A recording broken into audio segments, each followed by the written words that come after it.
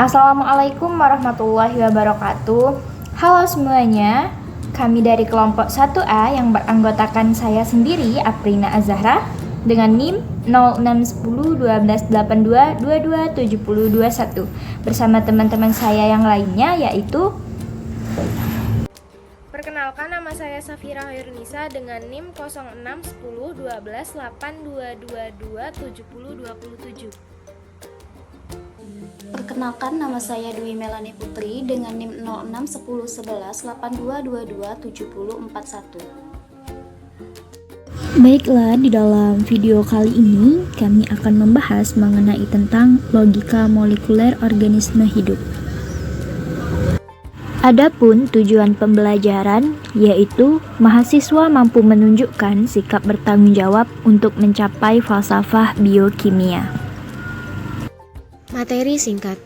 Makhluk hidup menurut Helena Curtis 1975 adalah sesuatu yang bisa memanfaatkan energi dari lingkungannya dan merubahnya dari satu bentuk energi ke bentuk energi yang lain.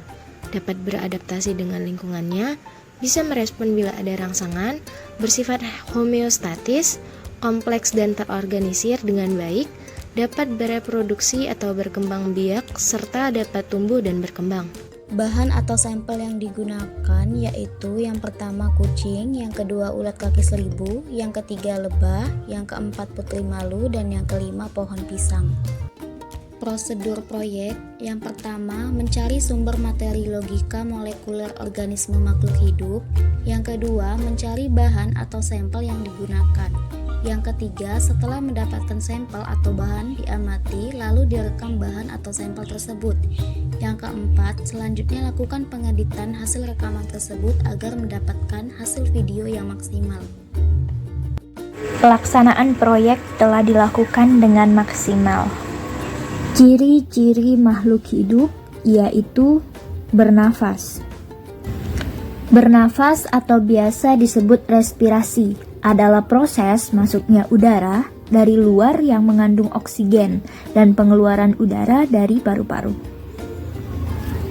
Lalu bergerak dan berpindah tempat adalah perpindahan posisi seluruh atau sebagian dari tubuh makhluk hidup karena adanya rangsangan.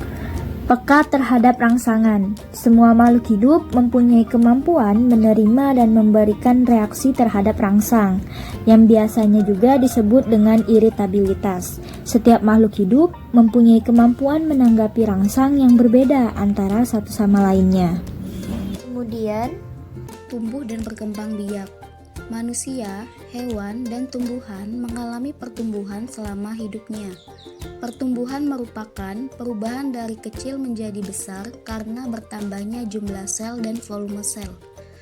Proses pertumbuhan tersebut tidak dapat kembali atau balik, irreversible. Berkembang biak, cara makhluk hidup dalam mempertahankan kelangsungan hidupnya adalah dengan cara berkembang biak atau biasa disebut reproduksi. Lalu, makan dan minum. Makhluk hidup membutuhkan makanan dan minum untuk bertahan hidup. Sebagai makhluk hidup seperti manusia, hewan, dan tumbuhan mengkonsumsi makan dan minum untuk memenuhi kebutuhan energi dan berbagai zat yang diperlukan tubuh. Kesimpulan, karakteristik makhluk hidup dalam kehidupan sehari-hari diantaranya 1. Bernafas, 2. Bergerak dan berpindah tempat, 3. Peka terhadap rangsangan, 4. Tumbuh dan berkembang biak, 5. Makan dan minum. sekian pemaparan video dari kelompok kami. Sampai jumpa di video selanjutnya. Wassalamualaikum warahmatullahi wabarakatuh.